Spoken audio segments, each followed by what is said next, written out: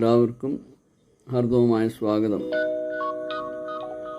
ഞാനിവിടെ ഗ്രഹങ്ങൾ മേടം രാശിയിൽ നിന്നാൽ ഉള്ള ഫലങ്ങൾ പറയുന്നതിന് മുന്നേ ഈ മേടം രാശിയെക്കുറിച്ച് ഒന്ന് പ്രതിപാദിക്കാമെന്ന് വിചാരിക്കുകയാണ്. അതായത് ഈ മേടം രാശി എന്ന് പറയുമ്പോൾ ബുദ്ധിയുടെ പ്രതീകമായിട്ടാണ് ഈ രാശിയെ അറിയപ്പെടുന്നത്. തേജസ് ശിരസിലും തലച്ചോറിലുമാണ് പ്രകടമാക്കുന്നത്.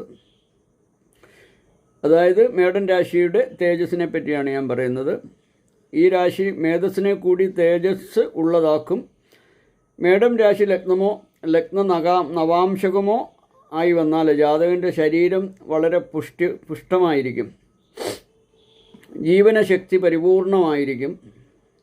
ശരീരം ഉഷ്ണയുക്തമായിരിക്കും എന്ന് പറയുന്നുണ്ട്. ഈ ലഗ്നജാതകർക്ക് ശിരോരോഗം, ഉദരരോഗം, മൂത്രാശയം സംബന്ധ രോഗങ്ങൾ, അഗ്നിഭയം, വ്രണം തുടങ്ങിയ രോഗങ്ങൾ ഉണ്ടാകുവാൻ സാധ്യതയും പറയുന്നുണ്ട്.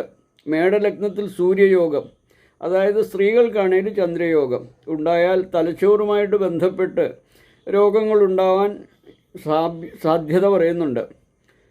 ഇവർക്ക് ശാരീരികവും മാനസികവുമായിട്ട് വിശ്രമം അനിവാര്യമാണെന്ന്, സസ്യാഹാരം ശീലിക്കുന്നത് ഏറ്റവും നല്ലതായിരിക്കും. ദുഷ്പ്രവണതകളെ ഉത്തേജിപ്പിക്കാനുതകുന്ന പദാർത്ഥങ്ങളെ ഒഴിവാക്കുക. സദാ ശാന്തചിത്തരായിട്ട് സ്ഥിതി ചെയ്യണം ഇങ്ങനെയുള്ളവർ. അമിത ഭോഗാസക്തി, കഠിന വ്യായാമങ്ങൾ, നിദ്ര വിട്ടുള്ള പ്രവൃത്തികൾ തുടങ്ങി ശരീരത്തിൻ്റെ താപനില വർദ്ധിപ്പിക്കുന്ന ഒന്നും അധികം ചെയ്യാൻ പാടില്ല. അതായത്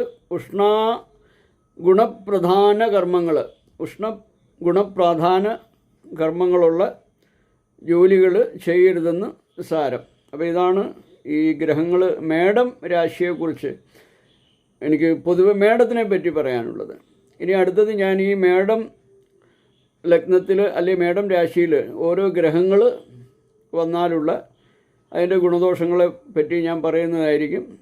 അതായത് ഇതെല്ലാം രാശിക്ക് പറഞ്ഞിട്ടുള്ളതാണ്, അല്ലാതെ നമ്മൾ ഈ ഓരോ ഗ്രഹനില എടുക്കുന്ന സമയത്ത് പറയുന്നതല്ല.